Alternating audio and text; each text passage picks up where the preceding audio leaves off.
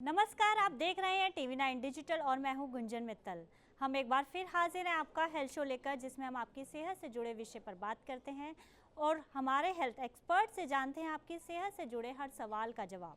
आज हम बात करेंगे पोस्ट कोविड सिम्टम्स पर, जिस पर बात करने के लिए हमारे साथ हैं doctor Ashutosh Shukla, senior director internal medicine max hospital. Doctor, आपका बहुत बहुत स्वागत है हमारे शो में। धन्यवाद। लेकिन इससे पहले हम इस चर्चा को आगे बढ़ाएं, हम आपको बताना चाहते हैं TV9 डिजिटल के न्यू इनिशिएटिव TV9 वैन के बारे में। आखिर क्या है ये इनिशिएटिव, आइए देखते हैं इस वीडियो में। Today, doctors are busier than ever providing care and advice to patients. And the reality is that an average patient now spends much more time in the waiting room than in the doctor's chamber. With such a captive audience, it's time to put their wait time to good use. Introducing TV9 Waiting Area Network that provides premium patient engagement experience through engaging and informative videos. These videos are created keeping in mind an Indian patient seeking medical attention. TV9 Waiting Area Network provides a perfect platform for educating the patients on everything a doctor's practice has to offer while elevating the doctor's brand at the same time. As a doctor, all you need is to have Wi-Fi at your clinic and we'll take care of the rest. We provide you with a TV, a media player, your clinic profile, and a playlist customized as per your practice. Combine all this with the regular news updates from TV9 and you have an awesome branding and marketing tool for your clinic. Write to us at van@tv9.com and we'll get in touch with you to set up our solution at your premises. Doctor, सबसे पहला सवाल मैं आपसे यही जानना चाहती हूँ कि आफ्टर कोविड पीपल जो हैं क्या कॉमन इश्यूज फेस कर रहे हैं। ये देखने में आ रहा है कि कोविड-19 ठीक हो जाता है, बट उसके बावजूद भी लगभग 40% मरीजों में कुछ सिम्टम्स परसिस्ट करते रहते हैं, जैसे कि थकान। बड़ा कॉमन सिम्टम है ये। मरीज आके कहते हैं कि हमें कुछ एनर्जी नहीं है काम करने की। एक और सिम्टम बड़ा कॉमन देखने को मिल रहा है कि सांस फूलता है, जैसे कुछ देर तक काम किया या देर तक बोले तो उसके बाद सांस फूलने लग गया। बॉडी एक्स, बदन दर्द, माइल्ड या मसल पेन्स, इस टाइप की चीजें, जैसे सर में दर्द होना, ये कई सारे ऐसे सिम्टम्स हैं जो टिपिकल हैं लॉन्ग कोविड के। ये एक नई तरीके की बीमारी देखी जा रही है जो कोविड के बाद कई मरीजों में देखने को मिल रही है, जिसमें lapse of memory, brain fog, यानी कि आप किसी चीज में कंसंट्रेट कर रहे हैं और तुरंत थोड़ी देर के बाद यू आर लॉस्ट, आपको कुछ समझ में नहीं आ रहा कि क्या हो रहा है। ये थोड़ी देर के लिए ऐसे होता है, फिर ठीक हो जाता है। कई मरीजों में ये भी देखने को मिल रहा है कि नींद की दिक्कत हो रही है, देर से नींद आती है या नींद आती है तो गहरी नींद नहीं आती, हल्की नींद आती है और जल्दी सुबह टूट जाती है नींद। तो इफेक्टिवली बहुत कम नींद आ रही है क्या, और फिर उसके बाद लाजमी है कि आप नेक्स्ट डे मॉर्निंग आप फ्रेश नहीं हो और टायर्ड रहते हो। कई सारे मरीज ऐसे भी आके बोलते हैं कि हमें बुखार बुखार सा लग रहा है, हालांकि उनका थर्मोमीटर से टेम्परेचर नापो तो बुखार नहीं होता उन्हें, बट वो फीवरिश फीलिंग परसिस्ट करती रहती है। और गला खराब होना, सोर थ्रोट होना, पैरों में झंझनाहट होना, या कुछ मरीजों में ये भी देखने को मिल रहा है कि उनका जो स्मेल और टेस्ट का सेंसेशन है वो भी कम हो जाता है, तो या कुछ देर बाद वापस रिकवर करता है। तो अगर ये ही सिम्टम्स परसिस्ट करते हैं in spite of Covid being treated fully, तो उसको हम लोग नई टर्मिनोलॉजी से कहते हैं, इसको कहते हैं लॉन्ग कोविड सिंड्रोम। डॉक्टर, मैं ये जानना चाहती हूँ कि रिपोर्ट्स तो ये भी कहती हैं कि पोस्ट कोविड हार्ट अटैक्स और stroke, blood clotting, chest pain जैसे भी जो केसेस हैं वो काफ़ी ज़्यादा बढ़ गए हैं। इनकी क्या वजह है? सो कोविड एक ऐसा वायरस है जो ना केवल हमारे लंग्स, फेफड़ों को असर करता है, बट हार्ट और ब्रेन और किडनीज को भी अफेक्ट करता है। क्योंकि होता क्या है कि ये जो वायरस है ये एक रिसेप्टर्स के थ्रू हमारे शरीर में एंटर करता है। एस 2 रिसेप्टर्स इनका नाम होता है, और वो रिसेप्टर्स शरीर में बहुत सारे ऑर्गन्स में होती हैं, ना केवल लंग्स में। तो वैसे ही ये हार्ट की जो ब्लड वेसल्स है उसमें जाके एंटर करता है, और जो इनर लाइनिंग है आर्टरी से उससे एंटर करके जो हार्ट की मसल है उसमें मायोकार्डाइटिस करता है, और हमारी जो कोagulation पाथवे, जो हमारी क्लॉट बनाने की शक्ति है, उसको अफेक्ट कर देता है। तो उससे क्लॉट्स होने की टेंडेंसी बढ़ जाती है, डीप वीनस थ्रोम्बोसिस देखने को मिलता है, लंग्स में वो अगर क्लॉट चले जाए तो उसको पल्मोनरी एम्बोलिज्म कहते हैं, हार्ट की मसल को इन्फ्लेमेशन हो जाए तो उसको मायोकार्डाइटिस कहते हैं। तो कई सारे हार्ट रिलेटेड सिम्टम्स भी देखे जाते हैं after recovery from Covid. Doctor, ये सिम्टम्स कितने लंबे समय तक रहते हैं और ये कब मतलब उभरने शुरू होते हैं? क्या तुरंत कोविड से रिकवरी के बाद शुरू हो जाते हैं, या आप 1 या 2 महीने के बाद भी ये सिम्टम्स नोटिस कर सकते हैं? कोविड की रिकवरी के 4 हफ्ते से ज्यादा अगर कुछ सिम्टम्स आपको रह रहे हैं तो इसको हम लॉन्ग कोविड कहते हैं, और ज्यादातर ये सिम्टम्स 3 से 6 महीने तक रहते हैं आफ्टर कोविड। और आमतौर पे क्या होता है, लोग रियलाइज नहीं करते कि ये लॉन्ग कोविड है, और वो सोचते हैं कि it's part of the recovery, but उसको प्रॉपर ट्रीटमेंट और प्रॉपर डायग्नोसिस करना उसका बहुत ज़रूरी है, तभी उसका इलाज करके हम उसको जल्दी ठीक कर सकते हैं। डॉक्टर, आप मुझे ये बताइए कि लंग्स के अलावा और कौन सा ऑर्गन है जिस पर ज़्यादा इफेक्ट कर रहा है कोविड? लंग्स के अलावा हार्ट में और ब्रेन में ये बहुत अफेक्ट कर रहा है, किडनीज और स्टमक में भी करता है। स्पेशली ब्रेन में इस तरह से अफेक्ट कर रहा है कि कई सारे लोगों को एंजाइटी लेवल्स बहुत बढ़ जाती हैं, कुछ लोगों को स्ट्रेस लेवल्स बहुत बढ़ जाते हैं, कुछ लोगों को ये भी देखा गया कि डिप्रेशन जैसे सिम्टम्स, मन उदास रहना, नींद नहीं आना, इस तरह के सिम्टम्स भी देखने को मिल रहे हैं। तो डॉक्टर्स कह रहे हैं कि अगर आप पोस्ट कोविड रिकवरी के बाद आपको कार्डियक स्क्रीनिंग की ज़रूरत है आफ्टर एवरी 6 मंथ्स, तो क्या ये सभी पेशेंट्स के लिए ज़रूरी है? नहीं, हर पेशेंट के लिए ज़रूरी नहीं है। अगर आप एल्डरली हैं, या फिर आपको ऑलरेडी को एग्जिस्टिंग कोई बीमारी है, या डायबिटीज़ है, ब्लड प्रेशर है, हार्ट डिजीज़ है, तो ऐसी परिस्थितियों में ज़्यादा ज़रूरी है कि आप अपने ब्लड लेवल जैसे डी डाइमर लेवल चेक करवाएं, और ईसीजी करवाएं, हार्ट का इकोकार्डियोग्राफी करवाएं। कई बार ये देखा गया है कि पहले जैसे डी डाइमर लेवल नॉर्मल आया, कुछ दिन बाद सिम्टम्स और आए, उसके बाद वापस डी डाइमर बढ़ने लग गया। तो इसलिए हम रिकमेंड करते हैं कि वंस एवरी 4 वीक्स या 6 वीक्स में एक बारी ब्लड टेस्ट और इकोकार्डियोग्राफी करना जरूरी है। डॉक्टर, ये बताइए कि कुछ पेशेंट्स में हम देख रहे हैं कि डायबिटीज़ भी डेवलप हो रही है आफ्टर कोविड रिकवरी, तो क्या ये डाइट मॉडिफिकेशन के ज़रिए ठीक हो सकती है या फिर उसको मेडिकेशन ही करना पड़ेगा?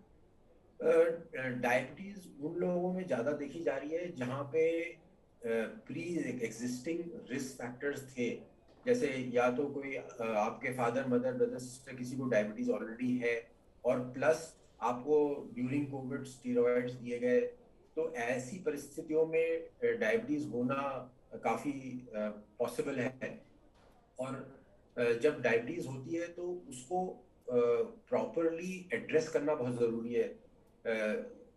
अपने फिजिशियन से मिले, शुगर्स की जांच करें, HbA1c एक टेस्ट होता है, ब्लड टेस्ट, जो पिछले 3 महीने का एवरेज शुगर कंट्रोल बताता है, और ब्लड शुगर फास्टिंग पीपी वो चेक करवाएं। और अगर लेवल्स सिग्निफिकेंटली हाई हैं तो जो डायबिटीज का सही तरीके से मैनेजमेंट है वो करें, यानी कि जैसे ना केवल डाइट पे control, but medicine plus exercise. तो सही तरीके से डायबिटीज का जो मैनेजमेंट है ना, वो 3 तरफिया होना चाहिए, और तीनों एंगल्स प्रॉपरली एड्रेस्ड होने चाहिए, आपका खाना पीना, दवाई और एक्सरसाइज। डॉक्टर, आपने डाइट की बात करी, मेरा अगला सवाल डाइट से ही जुड़ा हुआ है कि क्या डाइट लेनी चाहिए आफ्टर कोविड रिकवरी किसी को इन सब इश्यूज से कोप अप करने के लिए? आपको ये ध्यान रखना चाहिए कि अपने खाने पीने में ना सब्जी और फल का सेवन ज्यादा करना चाहिए, और स्पेशली नट्स, अखरोट, बादाम, ये बढ़ाना चाहिए, और पल्सेस, लेग्यूम्स, इनका इंटेक बढ़ाना चाहिए। प्लस सिंपल कार्बोहाइड्रेट्स ना खाएं, कॉम्प्लेक्स कार्बोहाइड्रेट्स खाएं, यानी कि सिंपल जैसे केक्स, पेस्ट्रीज, बिस्किट्स वगैरह, चीनी, शुगर, ये सब जो होती है वो ब्लड में जाके शुगर तुरंत ऊपर बढ़ाती है। जैसे अगर आप ग्राफ प्लॉट करें तो एकदम से ऊपर शुगर जाएगा।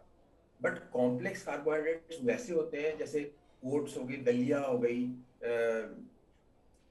फ्रूट्स हो गए, इन सब से शुगर धीरे से स्लोली बढ़ती है ब्लड में। तो इस टाइप के कार्बोहाइड्रेट्स सेफर होते हैं, बेटर होते हैं। तो अगर आप ग्लाइसीमिक इंडेक्स देखें खाने का, तो उस खाने का ग्लाइसीमिक इंडेक्स अगर कम है तो वो आपके लिए फायदेमंद है। तो अगर आप नॉन वेजिटेरियन खाना खाते हैं तो चिकन और फिश का सेवन करें, रेड मीट अवॉइड करें। डॉक्टर, मैं आपसे अगला सवाल ये पूछना चाहती हूँ कि किस तरह की एक्सरसाइज और योगा हमें आफ्टर रिकवरी जो है वो हेल्प कर सकती हैं? कोविड के बाद पहले 3 महीने हमें बहुत केयरफुली चलना चाहिए। जब भी एक्सरसाइज स्टार्ट करें तो स्लोली और ग्रेजुअली स्टार्ट करें। पहले स्ट्रेचेस और लाइट एक्सरसाइज से स्टार्ट करें, may be 10 minutes every day, 10 या 15 मिनट की एक्सरसाइज और साथ में थोड़ा बहुत स्ट्रेचेस। और अगर आपको 2 हफ्ते तक लग रहा है कि आप ठीक चल रहे हो और आपका ज़्यादा सांस नहीं फूल रहा है, तो 2 हफ्ते बाद उसको 10 से 15 मिनट कर दिया, फिर 15 मिनट 1-2 हफ्ते चलाया, फिर उसके बाद धीरे धीरे करके ग्रेजुअली अपनी एक्सरसाइज बढ़ानी चाहिए, ना कि एकदम से हाई इंटेंसिटी एक्सरसाइज ना करें। 3 महीने होते हैं वो बहुत क्रूशियल होते हैं आफ्टर कोविड रिकवरी। वो जो 3 महीने होते हैं उसमें अगर आप अपने फिजिशियन से मिल लें, अपने ब्लड टेस्ट करा लें, तो आपको ज़्यादा कंट्रोल रहेगा अपनी सिचुएशन पे। जैसे ब्लड में कुछ लेवल्स चेक करने होते हैं, डी डायमर करना होता है, हार्ट का इको वगैरह करना होता है। ये सब टेस्ट से हमें बेटर आइडिया लगता है कि आपकी फिजिकल परफॉर्मेंस कैसी है और आप कैसा फेयर करेंगे आगे। व्यूअर हैं, उनकी एक क्वेरी है कि उनकी वाइफ जो है वो 3 महीने पहले रिकवर कर गई थी कोरोना से, लेकिन अभी भी उनको बॉडी पेन है, वीकनेस है, स्वेलिंग है उनके दोनों पैरों में, तो वो अब क्या करें? तो ऐसे में सबसे पहले तो मैं चाहूंगा कि उनके ना सारी खून की जांच होनी चाहिए। ये देखा गया है कि कई बार प्रोटीन कम हो जाता है, हीमोग्लोबिन कम हो जाता है, तो उससे पैरों में सूजन आ जाती है। कुछ पेशेंट्स में ये भी देखा जाता है कि विटामिन B12 के लेवल्स कम हो जाते हैं, उससे झंझनाहट वगैरह पैरों में देखी जाती है। और एक कंप्लीट ब्लड प्रोफाइल टेस्ट होना चाहिए, एक डी डायमर लेवल चेक होना चाहिए कि कहीं कोई क्लॉट्स तो नहीं हो रहे। और एक बारी वंस यू आर श्योर कि ये सब चीजें ठीक है, तो उसके बाद न्यूट्रिशन पे बहुत ध्यान देना चाहिए। जैसे मैंने बताया कि खाने पे अच्छा nutritious diet, balanced nutritious diet लेना चाहिए। और दूसरा है कि आपकी जो नींद है वो हमारी रिकवरी प्रोसेस में बहुत हेल्प करती है। 8 घंटे की अनइंटरप्टेड साउंड स्लीप हमारी सेहत के लिए बहुत जरूरी है, क्योंकि जब आप सो रहे होते हैं तो ना केवल हमारा जो इम्यून सिस्टम है वो बूस्ट हो रहा होता है, बल्कि हमारे जो बॉडी का ग्रोथ हार्मोन है वो पल्सेस में रिलीज होता है, वो हमारी टिश्यूज को रिपेयर करता है। और हमारी जो लिम्फेटिक सिस्टम है वो हमारी बॉडी के टॉक्सिन्स को ड्रेन करके बाहर निकालता है। तो जो मतलब बिना रुकावट की 8 घंटे की निद्रा है वो हमारी सेहत के लिए बहुत जरूरी है। और अगर आपको वो प्रॉपर निद्रा नहीं हो रही है तो आप अपने फिजिशियन या डॉक्टर से सलाह करें और उसका समाधान देखें। लोग हैं ये कहते हैं कि उनको आफ्टर रिकवरी बार बार फीवर आता है और उनकी इम्यूनिटी काफ़ी डाउन हो गई है और उनको बॉडी पेन रहता है, तो उनके लिए आप क्या सजेस्ट करेंगे? उनको क्या करना चाहिए ऐसे में? जैसे कई लोग कहते हैं कि फीवरिश फीलिंग होती है। इस टाइप के लोग होते हैं जिनको आप थर्मोमीटर टेम्परेचर चेक करो तो बुखार नहीं दिखेगा, बट वो उनको लगता है कि बुखार बुखार सा है। और ये इसलिए होता है क्योंकि सीवियर कमजोरी होती है। ये इसको हम लोग कहते हैं पोस्ट वायरल एस्थीमिया कहते हैं। मतलब ये चीज पहले भी देखी जाती थी और वायरल फीवर्स में भी देखी जाती है कि फीवर ठीक हो जाता है, बट बॉडी का जो थर्मोस्टेट है वो एडजस्ट होने में टाइम लेता है, इसलिए कमजोरी जैसी फीलिंग होती है, बुखार जैसा लगता है, बट उसको रिकवर होने में टाइम लगता है। तो इसलिए अपना ध्यान अपनी स्लीप पे, न्यूट्रिशन पे, डाइट और एक्सरसाइज पे दें, और साथ में मेडिटेशन और योगा भी धीरे धीरे करके स्लाइटली धीरे स्लोली स्टार्ट करें। और उसका प्रैक्टिस डेली बेसिस पे प्रैक्टिस बढ़ाएं। उससे धीरे धीरे करके आपकी जो इम्यूनिटी है वो वापस आ जाएगी। और अगर आपको लगता है कि आपका खाना पीना पुअर रहा है ड्यूरिंग कोविड, तो न्यूट्रिशनल सप्लीमेंट जैसे मल्टीविटामिन टैबलेट्स वगैरह वो वंस अ डे भी साथ में लें, बट उसके लिए आप अपने फिजिशियन से सलाह जरूर करें। डॉक्टर, ऐसे लोगों को आप थर्ड वेव को देखते हुए क्या एहतियात बरतने के लिए कहेंगे? थर्ड वेव की संभावना है, क्योंकि अब आप जैसे देख ही रहे हो यूएसए में भी नंबर ऑफ केसेस बढ़ रहे हैं, और लोग कह रहे हैं कि epidemic of the non vaccinated people आने वाला है। मतलब जिन लोगों को वैक्सीन नहीं लगाया है उनको इन्फेक्शन होने का खतरा है। तो इसलिए मैं ये कहूँगा कि जिसने वैक्सीन नहीं लगाई है वो वैक्सीन जरूर लगवाएं। और वैक्सीन लगाने के साथ साथ कोविड अप्रोप्रिएट बिहेवियर जैसे मास्क पहनना है, सोशल डिस्टेंस मेंटेन करना है, हाथ फ्रीक्वेंटली धोना है, ये सब जो प्रैक्टिसेस हम पहले करते आए हैं उसको एहतियात जारी रखें। क्योंकि कोई भी कोविड होता है उसको 2 से 3 साल लगते हैं जाने में। ये एक नेचुरल फिनोमिनन, हर 100 साल में एक पैंडेमिक आता ही है, तो वो टाइम लेगा अपना जाने में। तो हमें अब आने वाले टाइम में 6 महीने साल भर तक ये एहतियात बरतने पड़ेंगे। Perfect doctor. डॉक्टर, आपका बहुत बहुत शुक्रिया, आपने अपना कीमती समय हमारे लिए निकाला और ये इतनी सारी जो जानकारी हमारे साथ साझा की। Thank you so much. Thank you, बहुत बहुत धन्यवाद बुलाने के लिए। Thank you so much. जैसा कि डॉक्टर ने भी बताया कि आप अपने लाइफस्टाइल, डाइट में थोड़ा सा मॉडिफिकेशन कर सकते हैं और बाकी आप पहले की तरह ही सोशल डिस्टेंसिंग रखिए, हाथ को सैनिटाइज करते रहिए, तो आप इन सब चीज़ों से बच सकते हैं। इसलिए हम सब चाहते हैं कि आप स्वस्थ रहिए, अपना और अपनों का ख्याल रखिए। चलते चलते आज के लिए बस इतना ही। आप देश और दुनिया की तमाम खबरों के लिए देखते रहिए TV9 डिजिटल।